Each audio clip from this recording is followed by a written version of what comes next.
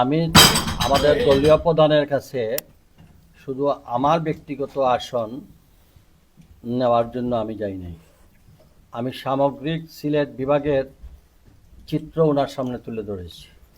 অভিভাবক শূন্য এই বিভাগ বিএনপির মতো একটি সংগঠনে আমাদের বিএনপির প্রতিষ্ঠাতা চেয়ারম্যান শহীদ রাষ্ট্রপতি জিয়াউর রহমান সিলেট সেক্টরে যুদ্ধ করেছেন এবং এই সিলেটকে তিনি স্বাধীন করেছিলেন। এবং জিয়াউর রহমান যখন রাষ্ট্রপতি হিসাবে দায়িত্ব নেন বিএনপির পক্ষে, তখন তিনি প্রথম সিলেট থেকে উনি সব কিছু শুরু করেছিলেন। সিলেটে প্রথম ক্যাবিনেট মিটিং শুরু করেছিলেন, সিলেটে প্রথম গ্রাম সরকার মিটিং সিলেট থেকে শুরু করেছিলেন, সিলেটের খালকাটা বিপ্লব শুরু করেছিলেন সিলেট থেকে। তার আমলেই যেটুকু উন্নয়ন হয়েছে এবং এর পরবর্তীতে বেগম খালেদা জিয়া, মরহুম এম সাইফুর রহমানের মাধ্যমে সিলেটে যত ডেভেলপমেন্ট হয়েছে, আমি সবটাই যদি একত্রিত করি তাহলে বিগত যে কোনো জনচিত্র মরহুম সাইফুর রহমান সাহেব, বেগম খালেদা জিয়ার সরকারের মাধ্যমে আমাদের এই বিভাগে যা উন্নয়ন হয়েছে দৃশ্যমান আমরা স্পটে দেখা দেবো। কিন্তু বিগত দিনে দৃশ্যমান কোনো উন্নয়ন হয় না, হয়েছে এটা রুটিন ওয়ার্ক কাজ, কিন্তু দৃশ্যমান কোনো কিছু হয় নাই।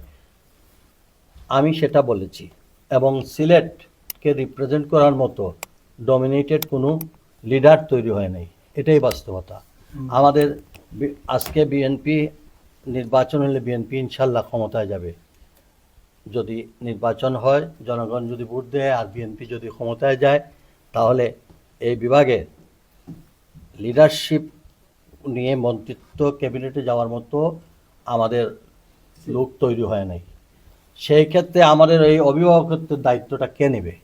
এর জন্য যেহেতু জিয়াউর রহমান, যেহেতু বেগম খালেদা জিয়া, যেহেতু জনাব তারেক রহমানকে আমি বলেছি ওনাকে এই সিলেট এক আসন মর্যাদাপূর্ণ আসন হজরত শাহজালাল মজদ এমনি রহমতুল্লাহ আলাহির এই পূর্ণভূমি থেকে উনি যদি সেখানে নেন বা ওনার পরিবারের কোনো সদস্যকে ওইখানে দেন, তাহলে এই অভিভাবকের দায়িত্ব নিতে পারে। আর সিলেটের মানুষ তখন আস্থা খুঁজে পাবে এবং তার এই প্রার্থিতার জন্য সিলেট বিভাগে 19টা সিটে একটা বিশাল প্রভাব পড়বে।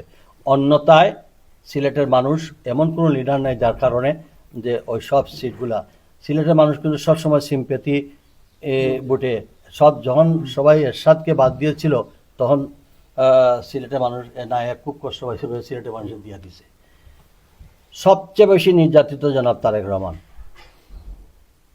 মজলুম, তার পরিবার, আমাদের দেশনেত্রী বেগম খালেদা জিয়া সহ গোটা পরিবারের উপর এত বড় জুলুম নির্যাতন বাংলাদেশে অন্যান্য আর কারো প্রতিভা নেয়, যার বাড়িঘরের অস্তিত্ব পর্যন্ত বিলীন হয়েছে।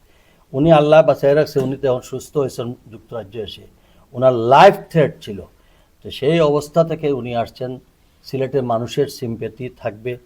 আর এতদিন উনি এই ব্রিটিশে এখানে লন্ডনে, এখানেও সিলেট নাগরীর, সিলেট বিভাগের মানুষের একটা বিশাল জনগোষ্ঠীর মাঝে তিনি বিগত ফ্যাসিজমের আমলে তার বিদেশে প্রবাস জীবনে তার সঙ্গে তিনি সিলেটে দেয়। আর উনি আমাদের আরও বিশেষ দাবি, উনি বিয়েও করেছেন সিলেটে, সিলেটের জামাই হিসাবেও আমাদের দাবি তিনি সিলেট এক আসন অথবা তার মনোনীত তার পরিবারের কোনো সদস্যকে এখানে দিলে তাহলে 19টা সিটের প্রভাব পড়বে। তারপরে আমি এটাও ক্লিয়ার করেছি, যদি ওনার পরিবারের কেউ না আসেন তাহলে তো আমি দাবিদার। আমি সিলেটের এই মানুষের নির্বাচিত প্রতিনিধি হিসাবে, নির্বাচিত সেবক হিসাবে কমিশনার থেকে মেয়র এবং বিভিন্ন উন্নয়নমূলক কাজের সঙ্গে সম্পৃক্ত ছিলাম। একবার জরিপ করে খবর নিতে, যদি সিলেটের আপামর জনগণের যদি ম্যাক্সিমাম জনগণের যদি না থাকে, সমর্থন না থাকে, আমি করবো না। আর উনি হলে আমরা সব দাবি পূরণ হয়ে যাবে, আমি নির্বাচনে দাঁড়াবো না, তখন আমি মেয়র হিসাবে ওনার এটা দায়িত্ব দেব। আমি খুশি তখন মেয়রের দেব, জনগণ যদি ভোট দেয়। কিন্তু দলকে ইউনাইটেড করতে গেলে এবং বিএনপির এই 19টা সিটে আমরা আনিনিমাস, আমরা সবাই তারেক রহমানকে ঘিরে জবেদার রহমানকে ঘিরে, জিয়া পরিবারকে ঘিরে সমস্ত বিভাগ আনি নিমাসিনী আমরা চ্যালেঞ্জ করে বলতে পারবো সিলেটবাসী কখনো বিট্রেয়ার নাই। আমরা কিন্তু সবাই ঐক্যবদ্ধভাবে মানুষের আস্থা তৈরি করতে হবে কাকে মানুষ ভোট দিবে। এর জন্য আমরা একজন অভিভাবকহীন অবস্থা থেকে আমরা অভিভাবকের জায়গাটা শূন্যস্থানটা পূরণ করার দাবি রেখেছি। তিনি আমাকে বলেছেন আগে নির্বাচন তফসিল হোক, নির্বাচনী হোক, আমি তখন আমরা সিদ্ধান্ত নেব। তবে উনি আমাকে অনেক এটুকু আশাবাদী যে বলছেন 17 বছরে যা হয় নাই, আপনি অনেকগুলো সিগন্যাল আমি ওনার কাছে নিয়েছি। উনি আমাদের উন্নয়নের ক্ষেত্রে বা বিভিন্ন ক্ষেত্রে কিভাবে এগুলা সিলেটের মানুষের জনগণের আস্থা ফিরিয়ে আনা যায়, জনগণ যাতে আমাদেরকে স্মরণ রাখে, সেই ধরনের কতগুলো সিগন্যালও উনি আমাকে দিয়েছেন। কি কাজ করতে হবে জনগণের আস্থা নিতে হলে, এবং দলকে ঐক্যবদ্ধ করতে হবে, দলের থেকে সন্ত্রাস মুক্ত করাতে হবে, চাঁদাবাজি দখলদার সন্ত্রাসীদেরকে কোনোভাবে যেন জায়গা না দেওয়া হয়, এবং জনগণ যেগুলাতে আস্থা রাখতে পারে না সেই জন্য কাজে যেন বিএনপির কোনো নেতা কর্মীরা কেউ কিছু করতে না পারে। এটা হলো ওনার ক্লিয়ার মেসেজ। উনি আরও বলেছেন যে আমরা মানুষ যেন আমাদেরকে ডেকে নিয়ে তাদের আস্থা জায়গাটা তৈরি, সেভাবে আমাদেরকে আদর করতে পারে, সেই অবস্থানটা যেন আমরা তৈরি করতে পারি। আমি সিলেট জেলা বিএনপির ছাত্র দলের জন্মলগ্ন থেকে এসেছিলাম। আমি সবচেয়ে সৌভাগ্যবান যে আমার নেত্রী, দেশ নেত্রী বেগম খালেদা জিয়া যখন রাজনীতিতে অংশগ্রহণ করেছিলেন তখন তিনি সিলেটে এসেছিলেন প্রথম, এবং তখন তিনি ছাত্র দলের বাংলাদেশে প্রথম কোনো সম্মেলন হয়, সেই সম্মেলন সিলেটে হয়েছিল, জাতীয়তাবাদী ছাত্র দলের সম্মেলন। সেই সম্মেলনে তিনি ছিলেন প্রধান অতিথি। আমি এবং জাগিরদার নির্বাচিত হয়ে আমরা প্রথম ছাত্র দলের কমিটি গঠন করি। তো দীর্ঘ পরিক্রমা আজকে আমরা এই পর্যায়ে আসছি। এখন আমাদের দরকার ইউনাইটেড। তবে চমক আছে, অনেক মেসেজ আছে। আমি বিশ্বাস করি আমাদের এই নেতা সুস্থ থাকেন, দেশ যদি সুন্দরভাবে আমরা নির্বাচন হয়, আমি এইটুকু আশ্বস্ত করতে পারি যে সিলেট কোনো অবস্থাতে নিউ ইয়র্ক বা লন্ডনের চাইতে এই ফ্লেভারটা দিতে পারবো। আমাদের প্রবাসীদের ব্যাপারে কিছু বলছেন কিনা, এবং প্রবাসীদের আমি বলার আগে উনি বলছেন যে জায়গায় আমি দীর্ঘদিন আসছি এই প্রবাসীদের সমস্যা সম্পর্কে আমার থেকে বেশি আপনি জানেন না, কারণ আমি 17-18টা বছর এখানে প্রতিদিন আমি এই জনগণের সাথে আছিলাম। তো এর জন্য এখন জনগণের দায়িত্ব শেষ। এখন যদি আমরা দায়িত্ব পাই, জনগণ আমাদেরকে দায়িত্ব দেয়, তখন আর আমাদের দায়িত্ব অনেক গুণ বেড়ে যাবে। ধন্যবাদ। সাথে যে আমাদের চেম্বারের সাথে যে মিটিং হয়েছে, আমি খুবই খুশি হয়েছে এই কারণে যে উনি এই দাবিগুলো জানেন। আমরা যেহেতু বিজনেস করি, আমরা ওনাকে দাবি জানিয়েছি সিলেটে যাতে ব্যবসা করা যায়। আর আপনারা নিশ্চয়ই জানেন এই দেশে উনি বলেছেন যে এখানে যে ছেলে মেয়েরা কিভাবে বাংলাদেশে পার্টিসিপেশন করতে পারে, বাংলাদেশে কন্ট্রিবিউশন রাখতে পারে। তো এইটা আলোচনার ফলপ্রসূ হয়েছে। উনি দেশে গিয়ে আমাদেরকে বলবে, আমরা এখান থেকে দেশে যাব, এবং এখানে যে সমস্যাগুলো বাংলাদেশে হচ্ছে উনি আমাদেরকে বলছেন যে আপনারা এখানে টিম ওয়ার্ক করে এখানে যে সমস্যাগুলো হয় ওগুলো এনে কাউন্সিল করে আমাদেরকে বলবেন, যেগুলাতে আপনার কেস টেস নাই তাহলে আরো সমাধান হবে। আমরা ওনার প্রতি কৃতজ্ঞতা জানাই। ওনাকে আল্লাহ ভালো রাখুক, উনি সিলেটের জন্য করুক, আর আমরাও এই প্রবাসী হিসাবে আমরা দেশের জন্য কিছু করতে চাই। আপনারা সাংবাদিকরা এসেছেন, আপনাদেরকে ধন্যবাদ জানাচ্ছি। মেয়রের সাথে আমাদের আলোচনা অত্যন্ত ফলপ্রসূ হয়েছে। আমরা একটা জায়গাতে একমত যে সিলেট আমাদের প্রাণ, আমরা বিদেশে থাকলেও দেশের জন্য কিছু করতে চাই, এবং আমরা আমাদের যে সাবেক মেয়র আমরা বিভিন্ন সময় দেখেছি রেকর্ড উনার পক্ষে কথা বলছে। উনি আমাদেরকে আশ্বস্ত করেছেন আমাদের যে প্রজেক্টগুলো আছে ইনভেস্টমেন্ট নিয়ে আমরা যে কথা বলছি, আমাদের ইনফ্রাস্ট্রাকচার সাপোর্ট দেওয়া হবে। তো সিলেট আগামীতে অনেক পরিবর্তন আসবে, এইটাই আমরা আশা করছি। আমি ছোটবেলা থেকে ছিলাম, আমরা ঝগড়াঝাটিও করছি। আরিফ ভাই একটা ঘটনা না হলেও তো নাই। আমি যে how good leader he is, আমি এখন নতুন দিন ওই সময় ইয়াং এডিটার ছিলাম। আরিফ চৌধুরী ভয়ঙ্কর ব্যক্তি অফ সিলেট, হেডিং আরিফ চৌধুরী তো সিলেট থেকে একজনের প্রেস কনফারেন্স করা কেউ করে না তার বিরুদ্ধে এই সময় ভেরি পপুলার ম্যান আর এই সময় সাইফুর রহমান সাহেব আছে তো কেউ করে না তা আমি তো আমি হেডিংটা করছিলাম করার পরে পত্রিকা অত বিক্রি হয়েছে মানে 2বার 3বার আমরা রিপ্রিন্টেড করছি হইয়া তো কেউ কেউ আসলা যারা আমার বাসন ভাই হইলাম ওই বেজাউকা দেশ খাইবানে ডান্ডা এই সময় তো ইয়াং টাকায় বেশি বয় খাইছি না তো তবু একটু চিন্তিত দেশও গেলাম গিয়া চিন্তা করলাম আসল তারিফে অত পপুলার এই সময় তো হইলে সেও হাওয়া করে দিবা আপনারে তো এক মিটিং গেছি আরিফ ভাই আইসে আহাজ সাহেবের বাসা রিমেম্বার দ্যাট আহাজ সাহেব হ্যাঁ মারা গেছে তাইও আইসেন তো আমি চিন্তা চিন্তা কইরা কই আপনি যাইলে এরকম একটা বেস্ট টাইম আমি আরিফ ভাই আমি মনে চলবে তাই না ওর যে সাইরা তাই আসরা আইসা কইলে আমি বললাম আপনার লোকে আমার আলোচনা আছে আপনার বিরুদ্ধে অত বাজে নিউজ করছি এটার একটা কেতা প্রতিবাদ আইসে না মানুষ আমার গালাগালি করছে সেও প্রতিবাদ করছে না তাই আমি বললাম আরিফ ভাই খালি একটা জিনিস আমার সাংবাদিক একজন আছে এটা মারা গেছে আপনার লোকের আব্দুর রহমান আব্দুর রহমান কইলাম দেখো ভাই আপনি আব্দুর রহমানের কাছে আপনার প্রতিবাদটা দেবো এটা হলো আমরা দায়িত্ব আপনার বিরুদ্ধে লেখছি আপনার বাসনও দায়িত্ব তাই বলে একটা মহিলা খাইবানি বাজির দিন থেকে আরিফ ভাই জুনুন মাহমুদ নাকি একজন আমার ফ্রেন্ড আছে এন্ডে লইয়া আমরা বাসার অঙ্কে আইসেন যে মহিত ভাই আউকা আপনার এই নিয়া সিলেটটা দেখাই এটা ভেরি ইম্পর্টেন্ট পার্ট আমরা লাইফে কইলা সিলেটটা দেখাইতে আমি লোক আব্দুর রহমানের ফোন করলাম সেটা এই নিতা আইসই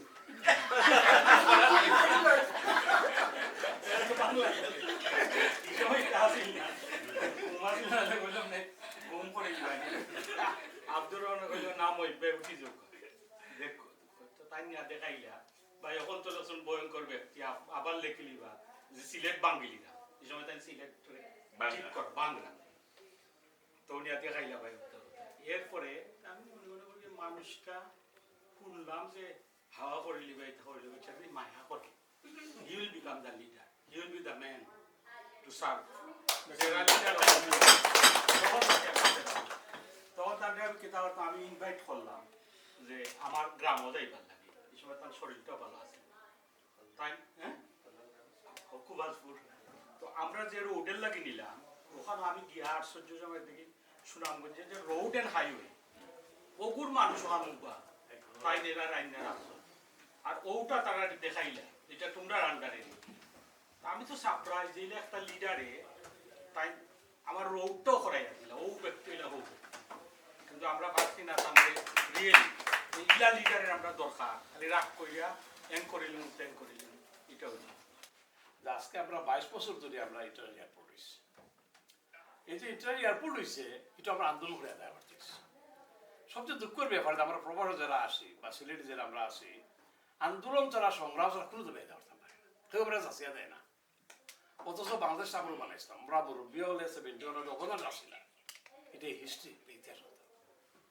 আজকে 22 বছর যে ইন্টারনাল এয়ারপোর্ট আজকালকার ফুললি ফাংশন হয় না এটা সেখানে বিমান চালানো এয়ারলাইন ল্যান্ডিং করে না আজকে আমরা বিমানে যাইতে হইলে লন্ডন থেকে গেলে সিলেট 1500 মিনিট বাড়াইতে হবে ডক্টর ইংলিশ সাহেব দাওয়াত করলাম তার দাওয়াতে গেলাম বিমানে গিয়ে সার্চ করলাম হইলো 1500 মিনিট রিটার্ন এলো লন্ডন টু সিলেট লন্ডন পরে আমি কাতার এয়ারলাইনে আমি 700 পাউন্ড দিয়ে গেছি London two Dhaka Dhaka London কারণ আমি 1500 কই দিতাম কিলা দিতাম এই যদি অবস্থা হয় আমি ঢাকা গেলে সিলেট রিয়া হয় 1200 পাউন্ড আর সিলেট গেলে 1500 পাউন্ড যেদিন যে সময় আমার দাওয়াত ডিসেম্বর 1 তারিখে গেলাম ঢাকা এই সেই কথাটা আমি ডক্টর ইউনুস সাহেবের সামনে দাঁড়িয়ে হয়েছি তাহলে হইলাম যে দেখো আপনার শাহ আমারও প্রিয় বন্ধুরও সপ্তাহ 5টা ফ্লাইট ল্যান্ডিং করে এয়ার কাতার ওমান বিভিন্ন দেশে ফ্লাইট ল্যান্ড করে সিলেটে আমরা কি অপরাধ করলাম যে সিলেট বিমান ছাড়া কোনো এয়ারলাইন যায় না সিট বিমান আমরা গলা আটে আমরা ফ্যামিলি নিয়ে খেলে সব রাখতাম আপনারা হয় দেশ আইতাম দেশমুখী করতাম ইয়াং জেনারেশন ডে আমরা ছেলেমেয়ে হলো ওয়েল এস্টাবলিশ দেশ লইয়ার কোনো উপায় নেই আমরা আরিফ ভাই এটা তাদেরকে মারছি এই ব্যাপারটা তাই সিরিয়াস যে আমরা চাই জন্য এয়ারলাইনে ল্যান্ডিং করতো যদি এয়ারপোর্টগুলোর অসুবিধা থাকে এটা দূর হইতো আর সবচেয়ে দুঃখের ব্যাপার হইতো 2020 সালও সিলেট এয়ার টার্মিনাল নির্মাণ কাজ শুরু হয়েছে সেম টাইমে ঢাকা শুরু হয়েছে এয়ার টার্মিনাল নির্মাণ ঢাকারটা শেষ হয়ে আগের প্রাইম মিনিস্টার অফার হয়ে গেছে কিন্তু সিলেটের প্রাইস তো 20% টাকা হয়েছে তার বাজেট আছে 7,500 কোটি টাকা, এটা বানাইতে 25,000 কোটি টাকা ফুটছে, কিন্তু কাজ আর শেষ হয় না। এটা সিভিলের সময় চ্যারিটি ডিজিজ করে গেছে, তাই তো ডিসেম্বর ভিতরে শেষ হয়ে দিব, জানি না শেষ দিব কিনা, আপনি খেয়াল রাখতে। এটা সেকেন্ড কথা আমি কইতাম স্যার, যে বর্তমান সরকারের যে কমিশনে তারা সুপারিশ করছেন যে 4টা প্রদেশ হইত, কিন্তু আমরা জালালাবাদ প্রদেশ মিস করে দিচ্ছি। কিন্তু আমরা পাকিস্তানের মধ্যে আমরা দাবি আর বেশ জানা আছে। আমি আরিফ ভাইয়ের একটা জিনিস কইতাম স্যার, আপনারা ভাই ক্ষমতার দাঁড় ঘুরাই, হয়তো যে কোনো সময় ইলেকশন হলে আপনারা ক্ষমতার যাইবা, বাঘ বাটরা সবটা আপনারা পাইবা, আবার কিন্তু আমরা বলি যাইবা। আমি বাস্তবিক কথা বললাম, আজকে ফেড আপ হয়ে গেছে ও দেওয়ান মেহেদি আপনার, আমরা যে ডিজি এই বিসিসিআই বা এই সমস্ত আমরা সাকিব ফারুক ভাই বা মহিউদ্দিন চৌধুরী ভাই, মানে মোটামুটি বা মনির ভাই হলেও আমরা লগে জড়িত। চিন্তা করো এই প্রবাসীদের দাবি দেওয়া গত 30 বছর 35 বছর কেউ 40 বছর ধরে করিয়া যায় না। একটা দাবি কোনোদিন আমি দেখছি না আমরা পক্ষ থেকে কার্যকর হয়েছে। আমি জাস্ট দুইটা জিনিস বলবো আরেক ভাইকে। সিলেট শহরে অনেক পরিবর্তন আনছেন, অনেক সুন্দর হয়েছে, রাস্তাও বড় হয়েছে। তবে সিলেট শহরে আমরা যখন যাই, আমাদের যে প্রবলেম ফেস করি কার পার্কিং এর ফেসিলিটি, আমি মনে করি যে আপনারা এই দেশে এদেশের রাস্তা কিন্তু সিলেটের রাস্তা থেকেও ছোট, ঢাকার রাস্তা থেকেও ছোট। আপনারা চাইলে এইখানে যেভাবে কার পার্কিং এর স্পেস যেভাবে আছে, ঠিক এইভাবে আপনারা করতে পারবেন। কোম্পানি যদি চান, we will provide the company all source of everything, we will provide একেবারে এভরিথিং যদি আপনারা চান। আরেকটা জিনিস হচ্ছে যে আপনি জানেন যে এই সিটি কর্পোরেশন ডেভেলপ হয়েছে, বালুচর, আমি বাইরে ছিলাম, এখন বালুচরের ভিতরে ঢুকছে। আপনাদের খাল নালা বর্ষা যখনই আসে সিলেট টাউন ফ্লাড হয়ে যায়। এই খাল নালা যেভাবে আপনি রাস্তা প্রশস্ত করছেন ডিটারমাইন হইয়া, এইভাবে খাল নালাগুলা আপনারা উদ্ধার করতে হবে। And thank you, Arifullah Chaudhary, for accepting our invitation. And thank you all the attendees here, including the community leaders and our members, for coming to this very important meeting. Mr. Arifullah Chaudhary Saheb can লিখা আছে former mayor. তবে আশিক ভাইয়ের কাছ থেকে আমি এখন যা বুঝলাম যে he could be our future mayor. If you are our future mayor, তাইলে আমার একটা সাজেশন থাকবে। সাজেশনটা হলো যে এইখানে আমাদের এই যে কমিউনিটি লিডার আবু তাহের ভাই বলেন, আমার গ্রেটার সিলেটের আমার ব্যারিস্টার আতাউর রহমান সাহেব বলেন, যারা এখানে আছেন সবার কাছ থেকে আপনি শুনছেন। আমি মনে করি যে আপনার এই মেয়রশিপ যদি হয়, তাইলে আপনি আমাদের এনআরবির কাছ থেকে, এনআরবি কমিউনিটির কাছ থেকে বা আমাদের যে চেম্বার অফ কমার্সের কাছ থেকে আপনি একজন দুইজন নিয়ে আপনি একটা বোর্ড গঠন করেন। এই বোর্ডের নাম হওয়া উচিত advisory board of the mayor of Sylhet city corporation. কারণ আমি জানি, আপনারা সবাই জানেন যে এই লন্ডনের যে মেয়র সাদিক খান, তারও একটা অ্যাডভাইজারি বোর্ড রয়েছে। এইখানে যে আমরা মিটিং করছি, এইখানে মেয়র হচ্ছে আমাদের বাঙালি অধ্যুষিত এলাকার মেয়র হচ্ছে লুৎফুর রহমান, ওনারও একটা অ্যাডভাইজারি বোর্ড আছে। নিউহামেরও অ্যাডভাইজারি বোর্ড রয়েছে।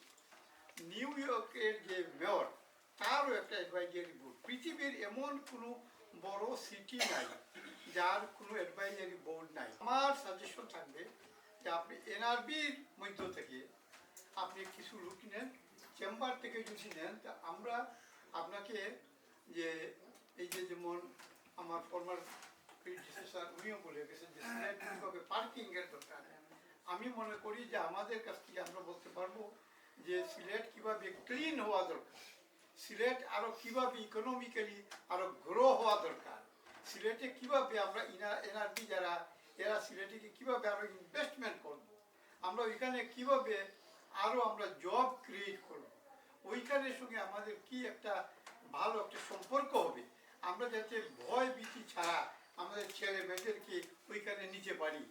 British Bangladesh chamber of commerce আপনাদের অভিনন্দন।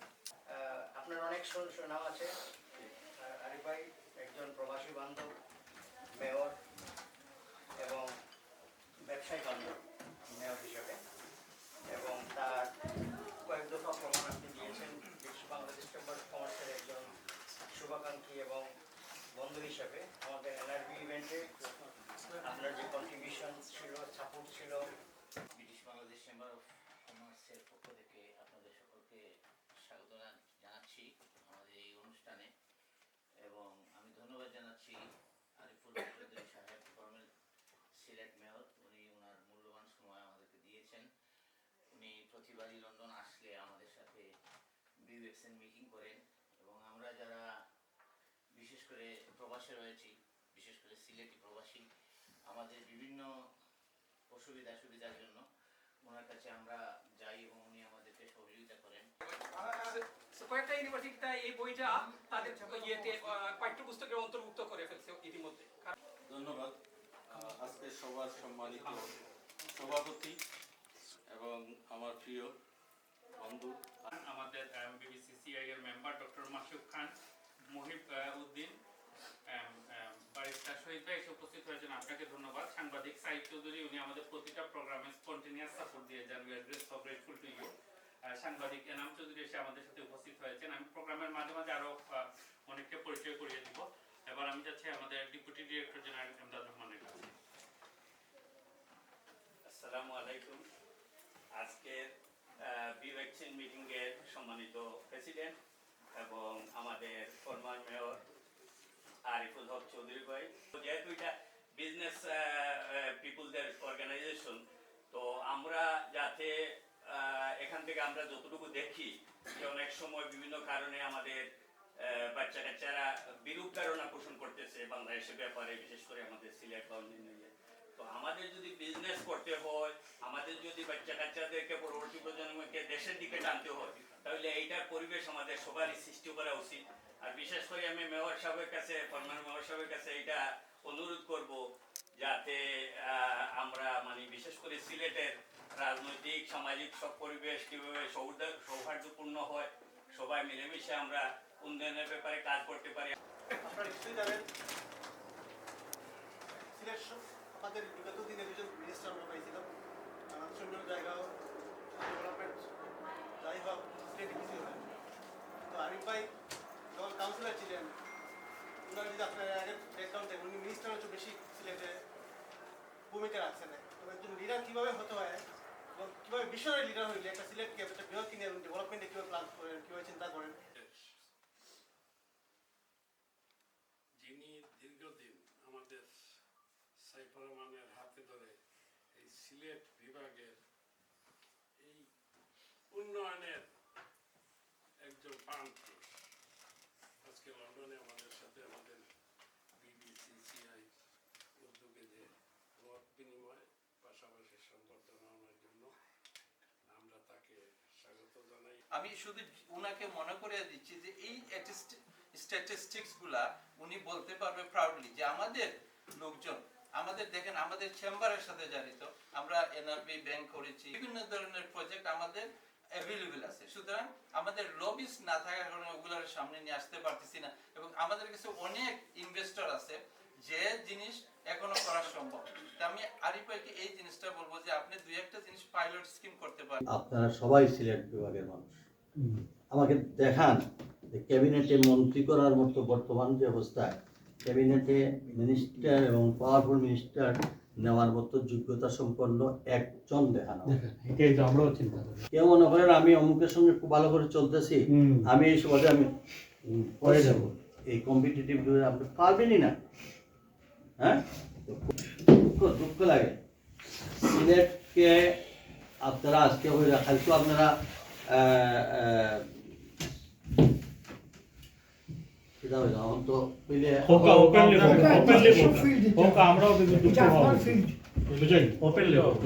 আমি যা করলাম, আমি এইটুকু করলাম, জাস্ট সামারাইজ করে আমি কইলাম। ইয়েস, আমরা বিমানবন্দরের কথা কইলাম, আন্তর্জাতিক কইলা অনেকে কইছেন যেটা কমপ্লিট যখন বিমান নামতো, আর আমি যদি কই আমরা গাদার সামনে মূলা দিলে আপনার রানওয়ে ওয়ার্ল্ডের সব জায়গার রানওয়ে এক্সটেনশনের জন্য খালি ল্যান্ড অ্যাকোয়ার করা হয়, আর আমরা সিলেট যেখানে ব্রিটিশ এয়ারওয়েজের মতো বা অন্যান্য এয়ারওয়েজের রানওয়ের একটু স্পেস বড় হয়ে রাখে, যাতে কোনো সময় ইনসিডেন্টলি যদি আয়তে একটা স্পট রান করতে এই ধরনের তো জায়গা নেই। উল্টা চিন্তা করছে 9 একর জায়গারে প্রস্তাব করলো বিমানবন্দর কর্তৃপক্ষ যে আমার কতখান জায়গা লাগে, জেলা প্রশাসনে কয় অতটা লাগতো, মানে খাটি 9 একর। এর মানে হইল এই 9 একরের জন্য আবার তারপরে আবার এবার আমরা এইভাবে গোলাপগঞ্জ বিয়ানীবাজার জেলার বাড়ি চন্দনপুর চন্দনপুরের একটা ব্রিজ অর্ডার হয়ে গেছে, আমার কাছে কি হয়েছে অর্ডার হয়ে গেছে, জায়গা অধিগ্রহণ হয়েছে, কন্ট্রাক্ট কাম করতো, মিনিস্ট্রি অ্যাপ্রুভাল দিচ্ছে, কিন্তু জমি অধিগ্রহণের প্রস্তাবটা ডিসিএ পাস করেন না। কি তার লাগি জেলা প্রশাসন না হইয়া খেনে মিনিস্ট্রিতে অ্যাপ্রুভাল করলো, এর লাগি তারা প্রস্তাব দিল। এরা হয়েছে শর্টকাট রাস্তায় আমরা বড়লেখা হই বিয়ানীবাজার বড়লেখা যাই মুগি 40 মাইল আমরা সেভ হয়ে যায়, আর ডিসিএ হয় না তুমি যেন পুরানা রাস্তা দিয়ে ঘুরেইয়া 40 মাইল আরও অ্যাক্সিডেন্ট হয়ে যাও। আমি এসে গালাগালি করার পরে এটা আমি বলছি তুমি তো ইউ আর নট এক্সপার্ট, তুমি এইভাবে করো, এটা তো আর যোগরা ডেলি করতে হবে যাইতে হবে। আপনারা যদি একটা কথা কমিটমেন্ট করেন, আমি সঙ্গে করে যাই, আমি পুরো ডাটাটা সিলেটের কোন কোন বিষয়ে আমাদের ফাইল চাপা পড়ছে, কোনটা আমরা প্রজেক্ট বাতিল করা হয়েছে, আমি কইরানো নতুন যেগুলা দিয়েছে ওগুলা বাতিল করা হয়েছে, ওগুলা রিভলিউশন করা লাগে। ওই যে প্রদেশের কথা খুব আমাদের সিলেটের সন্তান মহিত চৌধুরী তাই এই সংস্কার কমিটির চেয়ারম্যান, তাই কীভাবে 60টা বিভাগে মানে প্রদেশের প্রস্তাব দেন সিলেট বিভাগে বাদ দিয়া, সেই এইসব লিডারশিপ আমরা এইসব এরারে আমরা হইলে কইবা যে আর সিলেটি হল যে পুরা হয়েছেন আমরা ইজ্জত খামনাইবা ধরুন আমি ইজ্জত যাই, আমার রেমিটেন্স দিয়া আমার সব কিছু দিয়া যুদ্ধ স্বাধীনতা সব কিছুতে এই বিভাগের মানুষের কন্ট্রিবিউশন আছে, আর আমরা তাদের কাছে কইতে গেলে আমাদের শরম লাগে, সে মাগনা দিবে নাকি আমাদের, আমারটা সে আমাদের দিবে। আজকে আমাদের গ্যাস উত্তোলন কত কিছু সারা বাংলাদেশে ইন্ডাস্ট্রিয়াল গ্যাস, যার আমার শহর বা শহরতলিতে আমার হাউসে গ্যাস দেওয়াটা, আমাদের গ্যাস কোথাও ব্যবহার হইব? হ্যাঁ, তোমরা আস্থা দুনিয়াতে দিতেছ, এখানে দাও না, এইগুলা তো কথা হচ্ছে, আপনার দাবি আপনাদের। আমি আগামী মাস 15 দিনের ভিতরে সিলেট গিয়ে পড়ছি, যা হবার হবে আমি সমস্ত চিত্র সহ আমি মিডিয়ার সামনে প্রকাশ করব। আমি জানি সিলেটে অনেকে ভয়ে করতো না, কারণ তার উপরে মামলা হয়ে যাব, হইতে হয়ে যাব, আমার মামলা ডরাইও লাভ নাই, কারণ জেল খাটতে আমি এটা বলবো। আমি আপনার কাছে আবেদন রাখবো সঙ্গে সঙ্গে যেন আপনারা এই চেম্বারের মাধ্যমেও আপনারা এই পেপারগুলো আমরা দিব, আপনারা এটা নিয়ে অন্তত পক্ষে এখানে দৌড়ার সুযোগ আছে, যত মন্ত্রী হোক আর অ্যাডভাইজার হোক, অন্তত এখানে আন্দোলন ছাড়া তো আমরা কোনো সোর্স নাই। আপনারা ওই প্রবাসে যদি প্রত্যেকটা যাতে জোরালোভাবে এটা ধরেন, তাহলে আমরা ইনশাআল্লাহ কিছুটা হইল তখন বুঝবো যে সারা দুনিয়ায় আমি আপনার এখন আপনারা সব ইনফরমেশন আমার নলেজও আছে, কিন্তু আমারও ব্যর্থতা আছে, অনেক ইনফরমেশন আপনারা পাওয়ার পরে করছি, কিন্তু এটা আপনাদের নলেজে নাই। আপনারা জানেন সিলেট একটা আনপ্ল্যান্ড ওয়েতে এই সিটিটা ডেভেলপ করেছিল, এবং সিটি কর্পোরেশন জন্ম হয়েছে 2003-এ, আর এর আগে পৌরসভা থেকে আমরা সিটি কর্পোরেশন।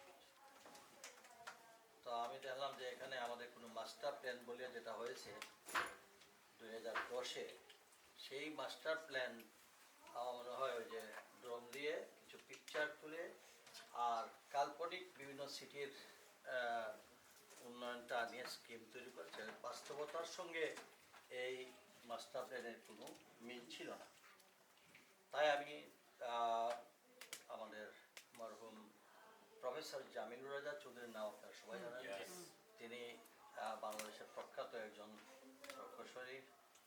আমি ওনার কাছে যাই এবং ওনাকে অনুরোধ করি এবং উনি আমাকে সমর্থন করেন। আমি তাকে আমার অ্যাডভাইজারি বোর্ডের প্রধান উপদেষ্টা হিসাবে আমি তাকে নিয়োগ দিই। তারপরে শুরু হলো সিলেটের বিভিন্ন সেক্টরে রিটায়ার্ড বিভিন্ন সচিব, যেমন ex finance secretary Siddiqur Rahman, এইভাবে এক্স সচিব আমাদের মুবিন সাহেব, এক্স সচিব মোহাম্মদ করিম সাহেব, এদেরকে আমরা সাইড বাই সাইড অ্যাডভাইজারি কমিটিতে, এবং তার সঙ্গে আমরা রাখছিলাম সিলেট সাধারণ বিজ্ঞান প্রযুক্তি বিশ্ববিদ্যালয়ের স্পেশালাইজড কয়েকটা দুইজন প্রফেসর, এবং ব্যবসায়ী থেকে আমরা ছিলাম আমাদের সিলেট চেম্বার অফ কমার্সের পক্ষ থেকে, সোশিয়াল বিভিন্ন সেক্টর থেকে নিয়ে আমরা একটা এই কমিটি দীর্ঘদিন প্রফেসর জামিল রেজার নেতৃত্বে 2 বছর উনি আমাদেরকে বিভিন্ন বিষয় নিয়ে আলোচনা করে দিলেন। এই সিটি, পুরনো সিটিকে আমরা যদি একটা উন্নত মানের সিটি করতে হয়, তাহলে এই সিটির এক্সটেনশন ছাড়া এই সিটির মানে এই পর্যায়ে নেওয়া সম্ভব হবে না। তার আরেকটা কারণ হলো যে সিটি কর্পোরেশনের এরিয়া ছোটো থাকার কারণে আপনাদের ব্রিটিশের মতো নিউ ইয়র্কে যেটা বললেন, এখানে সাদিক খানের যে ক্ষমতা, সাদিক খানের কাছে যে এখানের যে সিটি কর্পোরেশনের কাছে পুলিশ, তার অন্যান্য আনুষঙ্গিক সব ডিপার্টমেন্ট তার কাছে জবাবদিহিতা করতে পারবে। আমার দেশে তো তা না। আমাকে রিকোয়েস্ট করতে হবে, আমি যেতে হবে ডিসিকে বলতে হবে, না পুলিশকে বলতে হবে, না বিভিন্ন ইলেকট্রিসিটির জন্য বিদ্যুৎকে বলতে হবে, গ্যাসের জন্য গ্যাসের এমডিকে বলতে হবে, রাস্তার জন্য আমি এলজিডিকে বলতে হবে, প্রজেক্টগুলো নিয়ে যেতে হলে আমাকে মিনিস্ট্রি। আমরা ডে বাই ডে এই লোকাল গভর্নমেন্টটাকে যে সরকারি আসুক তারা নিয়ন্ত্রণ করে তাদের হাতে রাখে।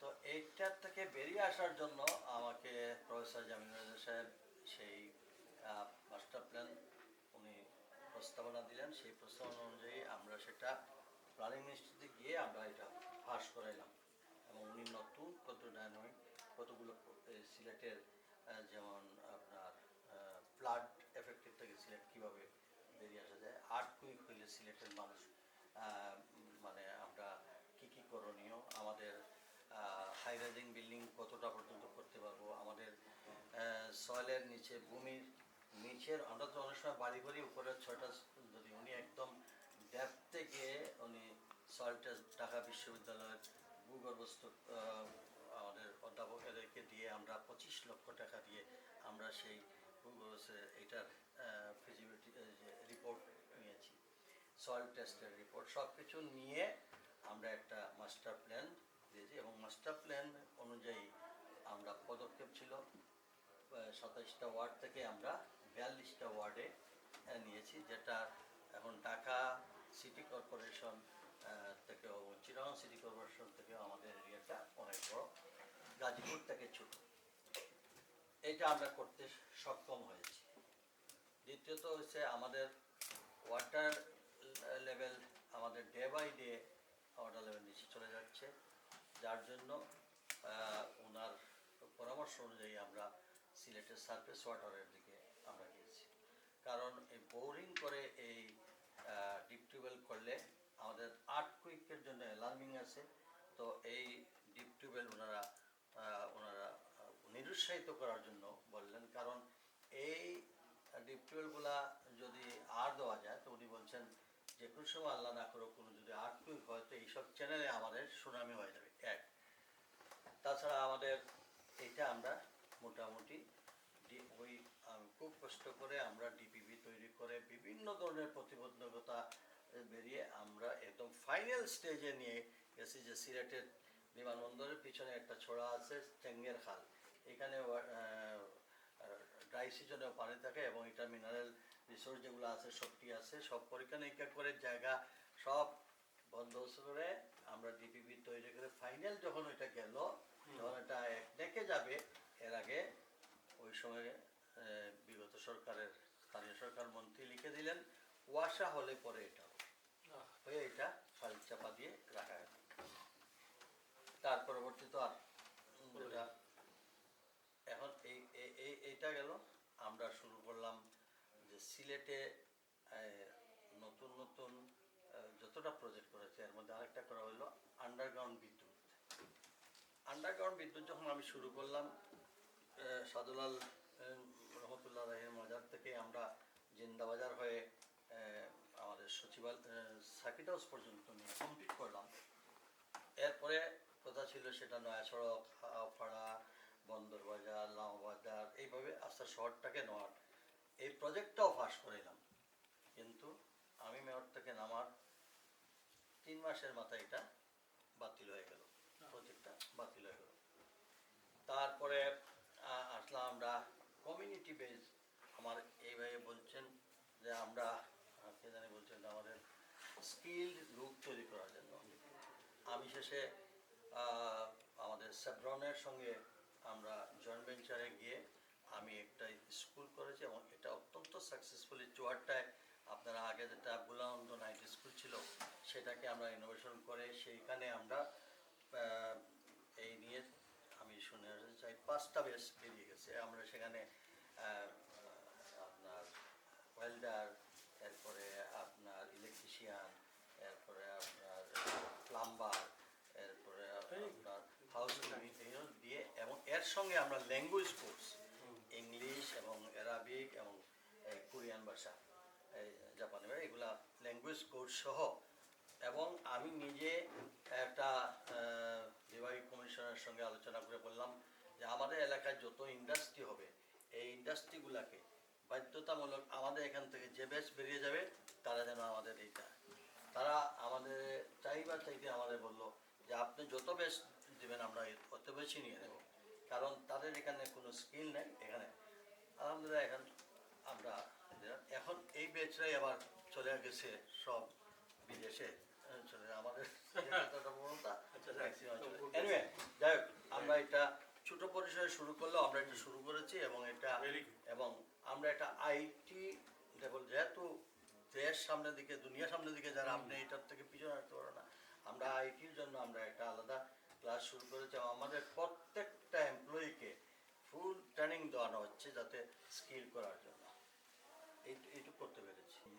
ম্যানচেস্টার থেকে যখন বিমানবন্দর হওয়ার কথা বলে দিলেন তখন এই ম্যানচেস্টারের কয়েকজন প্রবাসী ভাইরা বাংলাদেশে গেছেন, গিয়ে বিভিন্ন আমারও একটু রাগ উঠে গেছিলো। আমি চেয়ারম্যান সাহেবকে একটু কঠিন ভাষায় বলছিলাম যে আপনার প্রথম কথা হলো আমি আপনাকে শ্রদ্ধা করি, দ্বিতীয়ত হলো আপনি আমাদের সিলেটের সন্তান হয়ে কীভাবে আপনার কলমটায় মানে লিখতে ঢুকে ধরলো কীভাবে যে ম্যানচেস্টারের ফ্লাইট বন্ধ করে দিবেন, আর আপনি কিভাবে আপনি ছিলেন অ্যাডভাইজার, আমরা আশা করি আমাদের আপনি অ্যাডভাইজার হিসাবে দিতেন, আপনি চট করে আবার নিচের দিকে আবার চলে যান।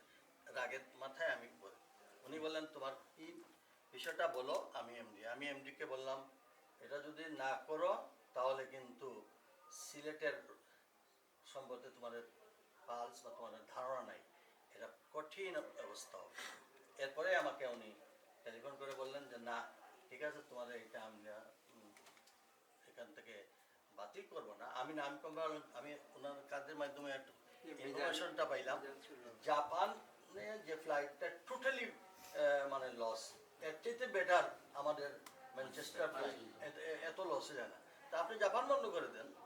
তারপরে ওনারা চেয়ারম্যান এমডি সাহেব বললেন স্যার একটু আমাদেরকে সাহায্য করতে হবে, আমরা এয়ারক্রাফট ভাড়া করার জন্য চেষ্টা করতেছি এই হাজিদেরকে নিয়ে আসার জন্য, যদি কোথাও আমরা এই মুহূর্তে এয়ারক্রাফট ভাড়া না পাই তা আমাদের হাজিদেরকে নিয়ে আসার জন্য হয়তো 2-4টা ফ্লাইট আমরা এখানে ওইখানে নেব।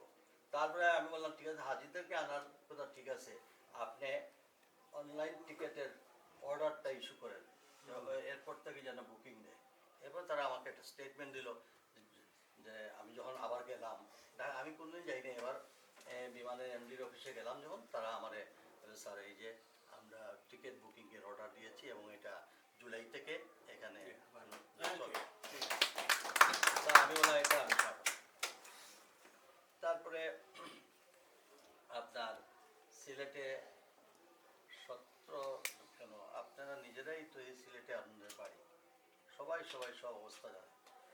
বাংলাদেশের প্রত্যেকটা এলাকার যদি নর্থ বেঙ্গলে দিয়ে আপনারা একবার ঘুরে আসেন, কে কি করছেন আপনি সেটা বলবেন না, কিন্তু ওই এলাকার উন্নয়নটা দেখেন রাস্তাঘাটে। আর আমরা ঢাকা থেকে সিলেটের অবস্থা দেখেন। সাইফুর রহমান সাহেব 2 লাইনের একটা করে গেছিলেন, আমরা তখন 4 ঘন্টায় যেতে আসতে পারতাম। ওটাও যদি মেনটেনেন্স থাকতো তবু আমরা 4 ঘন্টায় আসতে পারতাম। এখন আমাদেরকে 6 লাইন দেখাইয়া আমাদের এই রাস্তা আজকে 17-18 বছরে এই জমি অধিগ্রহণ হয় নাই। জমি অধিগ্রহণ হয় নাই, জমি অধিগ্রহণ না হলে কন্ট্রাক্টর আপনি কন্ট্রাক্ট দিয়ে বসছেন কি, আমাদের সঙ্গে কি ধরনের বৈষম্য শুরু হয়েছে। নিয়ম হলো আগে জমি অধিগ্রহণ করবেন, তারপরে আপনি টেন্ডার দিবেন। এখন উল্টা হয়ে গেছে, উল্টা হয়েছে তাদের পয়সা মারার জন্য। টেন্ডার দিয়ে দিচ্ছেন, কন্ট্রাক্টর তার টেন্ডার দিয়েছে, শিডিউল টাইমের মধ্যে সে যদি কাজ না পায় তাহলে কি হবে, সে তো দরখাস্ত দিচ্ছে আমার তো সাইড দিচ্ছেন না, ম্যাটেরিয়ালসের দাম বাড়ছে, তখন এইটা বাড়তে বাড়তে বাড়তে বাড়তে 10,000 কোটি টাকার থেকে 20,000, 30,000, 40,000 চলে যায়। আমি ডিসিকে বললাম তুমি আমারে দেখাও লিস্ট সিলেটের যে অধিগ্রহণের জন্য কয়টা প্রস্তাব হয়েছে। তো 125টা প্রস্তাব গত 17-18 বছর। এর মধ্যে 4টা প্রস্তাব আমার ছিল, এই আমারটা আমি তো নিয়ে গেছি, আমারটা দিয়ে দিছে। আমি ফাইল আনলাম, আনিয়া দেখি অধিগ্রহণের এরা আরেকটা ব্যবসা শুরু করেছে। ওরা বড় বড় ব্যবসায়ী হল আছেন, এনতানে হইলে আমরা এই জায়গাটা অধিগ্রহণ করবো। আমি কিছু তথ্যটা দিলাম, এই অধিগ্রহণের কথা বলে তখন এরা গিয়া ওই জমিটা কিনলো। ওই গরিব মানুষ এরা তো জানেন না যে তোমার এই জমিটা অধিগ্রহণ হবে, তারা ভাইস্টান জমিটা কিনে ফেল। কিনার গিয়ে তো রেজিস্ট্রেশনের ব্যাপার আছে, নামজারির ব্যাপার আছে, ইত্যাদি ইত্যাদি। ওইটা না হইলে আবার রেকর্ড আপনার এই যে অ্যাকোয়ার করলে তো ক্ষতিপূরণটা হবে। এখন এটার মধ্যে আমার লাভ আছে, মানে 3 গুণ আপনার টাকা দেওয়া হবে। এইসব নানান শ্রেণী পরিবর্তন ইত্যাদি ইত্যাদি বলে আমাদের আজ পর্যন্ত এই রাস্তাগুলোর অধিগ্রহণ এবং তারপরে আমি গেলাম আমাদের সাবেক ডিসি বর্তমান উপদেষ্টা হালিমা মজুমদারের কাছে। আমি বললাম আপনি ডিসি ছিলেন সিলেটে, আর এখন আপনি উপদেষ্টা, তো এই 12 বছর লাগেনি আপনার এই জমি অধিগ্রহণে, আপনি তো ভূমি মন্ত্রীর দায়িত্বে আছেন, আমার এইটা বলেন। এটা কি বলেন? আমার কাছে স্পেসিফিক ডাটা আছে, আপনি জিজ্ঞেস করেন। তখন উনি ফোন করলেন, এই আমার সঙ্গে ঝগড়া লাগলো। ডিসির আমি রাগের ছোটে দমকাইছিলাম, মানে ফাইজলামি করো যে তুমি আমাদের বেলায় আসলে তোমার সার্ভেয়ার নাই, তোমার কানুনগ নাই, তোমার এডিসি নাই, এখানে তাহলে স্পেশাল একটা টিম বসাই দাও তো কাজ করতে পারো। তারপরে যাই হোক, এটা এখন লড়াই চলে গেছে। তো এইটা নাই আমাদের এদিকে। ওই ইন্ডিয়ান কন্ট্রাক্টর কাজ পেয়েছে, তার ভলিউম অফ কস্ট বাড়িয়ে গেছে, তার ডিউ টাইমের ভিতরে আপনার জায়গা সাইড দিতে পারেন নাই। এখন যে অর্ডার ছিল 10 টাকা, এখন হয়েছে 60 টাকা। এখন এইটার বার্গেনিং করতে কবে যে এটা কেউ ভালো লাগে না। আসেন আবার সিলেট শহরের ওয়াটার লেভেল থেকে আমাদের যে সুরমা নদী, আজকে 100 বছর আমাদের সুরমা নদী, আমি 19টা ছড়ার মাঝে আমি 16টা ছড়াই আমরা জমি দখল মুক্ত করেছি, এবং আমরা প্রত্যেকটা যেটা আরসিসি ওয়াল প্রোগ্রাম যাতে আর এনক্রোচমেন্ট না হয় এই ব্যবস্থা। এখন প্রবলেম হইল, আমি মানে নদীর তল উপদেশ থেকে আমার ছড়া নিচে, নদী বুক উপরে, তাহলে পানি যখন আসবে পানি পুশব্যাক করে আবার এদিকে চলে আসবে, কারণ নদী বুক করা নেই। আর নদী এত জলদি চর বসে যায় কেন মধ্যে? সিলেট শহরের মধ্যে যে সুরমা নদীর পাঁচটা ব্রিজ হয়েছে, ইঞ্জিনিয়ার সার্ভে করছেন। ব্রিটিশে একটা ব্রিজ করছিল কিং ব্রিজ, এখানের মধ্যে চর হয় না, চর হয়ে যায় আমরা যতটা ব্রিজ করছি এই ব্রিজ। তার মানে ওই যে মধ্যখানে আপনার প্ল্যাটফর্ম যেটা করেছে এর সঙ্গে পানি বালি করে বালি। এখন যদি আমি এটা খনন করতে যাই তাহলে আমার ব্রিজের ভিত্তি হয়ে যাবে। তো আপনি এখন এই সমস্যা খনন করতে হলে আপনাকে টেকনিক্যাল বিষয় এটা নিয়ে এখন এইটা খালি ফিজিবিলিটি স্টাডি আর রিপোর্ট চলতেছে। এটা গেল, আমি এটা নিয়ে দৌড়াদৌড়ি করলাম। জামিনুর রেজা সাহেব বললেন এইভাবে হবে না, তোমরা আরেক কাজ করো, এই ব্রিজের সাইড থেকে এইটা পর্যন্ত টেকনিক্যালি কতগুলো ড্রাই সিজনে ছোট ছোট খাল করে দাও, পানি যখন বর্ষা আসবে পানি তার স্রোতেই এটাকে বড় করে নেবে। কাজেই এটা আর আমরা একটা প্রস্তাব দিলাম যে আমাদের এই ছড়ার মুখগুলোতে আমাদেরকে সুইচ গেট বসাইতে হবে, নদীর পানি বৃদ্ধি পাইলে যাতে ঢুকতে না পারে আমরা সব সুইচ গেটটা বন্ধ করলাম। আমাদের ইন্টারনাল পানিগুলোতে এত বেশি পারবে না, নদীর পানি ফ্লাশ পানি এসে ঢুকে যায়। এখন প্রবলেম হলো আরেকটা, আমার শহর হইল চকিদিঘির পর থেকে, চকিদিঘির উত্তর সাইডে হইল কাতুরা বাগান, তারপরে হচ্ছে আপনার তারাপুর বাগান, তারপরে হচ্ছে মালমিছড়া চা বাগান, তারপরে হচ্ছে কালাগুল চা বাগান, তারপরে হচ্ছে বুরজান চা বাগান, তারপরে হচ্ছে খাদিমনগর চা বাগান, এর সব টিলার। বৃষ্টি যখন শুরু হয় পানি শোষ করে এদিকেই আসে শহরের ভিতরে ঢুকে, এর সঙ্গে আসে পলি। আমি যতই খাল খনন করে থাকি না কেন 1 ঘন্টার বৃষ্টিতে দেখা যাবে পরে ছড়ায় খাল এটা সব ভরা টুরে একদম 1 হাত বা 2 হাত বাকি থাকে। তখন আপনি বলেন হ্যাঁ এটা পয়সা মারি দিচ্ছে ওই দিন খাল খননের কথা হইয়া ছড়া খননের কথা নিল, এখন এটা কেউ দেখে না যে এই পালিগুলো আসলো। আমরা তখন এটার জন্য কি করতে হবে, এটা করতে হলে আমি প্রস্তাব দিলাম যে বাগানের পানি বাগানের ভিতর দিয়ে যাক, আর তারা বাগানের তারা বড় বড় পন করুক যাতে বালি মাটিগুলো ওইখানে। এইটা আমাদের কোনো লোক নাই, সিভিল সার্ভিসে আমাদের লোক নাই, বাণিজ্য মন্ত্রণালয় থেকে আপনি দৌড়েন আপনার কি বলে শিল্প মন্ত্রণালয়, বাণিজ্য মন্ত্রণালয়, টি বোর্ড, এনটিসি এমডি, ব্যক্তিগতভাবে আপনি 1টা 2টা পেলেন 3টা পেলেন, কন্টিনিউয়াস ফাইল নিয়ে প্রত্যেক ডিপার্টমেন্টে ঢাকায় গিয়ে যাওয়া আসা কথা বলা, তারপরে সবসময় তো আপনার সচিবের আমাদের সবচেয়ে বেশি ক্রাইসিসও আছে। আমরা এই হোল বিভাগে সিলেক্টে রিপ্রেজেন্ট করার মতো, সাহসিকতার সঙ্গে ডমিনেট করার মতো রাজনৈতিক কোনো নেতৃত্ব গড়ে উঠছে না, এবং সিভিল সার্ভিসে আমাদের কোনো লোক নাই, মিলিটারিতে হাই অফিসার্সে আমাদের কোনো লোক নাই, আপনার প্রকৌশল সব সেক্টর সব আমাদের ছেলেমেয়েরা তো সব এখানে আসছে। এখানে আসার পরে তারা যে স্কেলে লেখাপড়া করছে তারা এখন ওইখানে তো জব স্কেল নেয়, তারা কীভাবে নেবেন? তো আমি অনেকদিন ধরে চিন্তা করতেছি, আপনাদের বলবো বেসিক জিনিসে যদি আপনারা আগে আপনার ছেলের মানুষগুলো যদি ওই জায়গায় না বসান তাহলে চিল্লাইয়া লাভ হবে না, কারণ এইসব তো একটা রুলসের ভিতর দিয়ে যাবে। কিন্তু আপনি আপনার ছেলে মেয়েদেরকে আমার ভালো লেখাপড়া করে ওদেরকে নিতে হবে, এবং এইসব শূন্য স্থানগুলো সিভিল সার্ভিস থেকে এগুলোকে পূরণ না করলে জীবনের ডেভেলপমেন্টের জন্য। তা আমি একটা মনে চিন্তা করি, কালকে কার সঙ্গে কথা বললাম, আপনারা এখানে যদি কোনো আমরা একটু সহযোগিতা করব যে এইসব যারা ভালো ভালো ইউনিভার্সিটি থেকে যেসব আমাদের মেধাবী ছেলেমেয়েরা আছে তারা লন্ডন থেকে সিলেটে যাওয়ার দরকার নেই, বাট একটা যে বিসিএস কোর্সের জন্য এখানে যদি আমাদের ছেলে মেয়েদেরকে তৈরি করা যায়, যে এখান থেকে বসে একটা কোর্স করে পার্টিসিপেট করা যায়, তাহলে আমাদের যদি এখানে ম্যাক্সিমাম ছেলেমেয়েরা বিসিএস করে তাহলে সে গিয়ে জবে গেল, এবং জবে গেলে পরে আমরা এটার একটা যদি এখানে আপনারা মিডিয়ার মাধ্যমে বা আপনাদের এডুকেশন সেক্টরকে নিয়ে আসেন বা আপনারা চেম্বারের মাধ্যমে ডমিনেট করে আমরা ওই সেক্টরটা আমরা দিলাম, তাহলে আমাদের কিছু ছেলেমেয়েদের প্রোভাইড করতে পারবো, আদারওয়াইজ আমরা জিরো কোটায় পড়বো। পলিটিক্সেও যদি আপনারা এই সিলেটকে যদি আপনারা ওই সাইফুর রহমান, হুমায়ুন রশিদ বা এদের মতো যদি লিডারশিপ বা শাহ হোসেন কিবরিয়া এই ধরনের লিডারশিপ তৈরি করতে হলে আপনাকে একটা এডুকেটেড এবং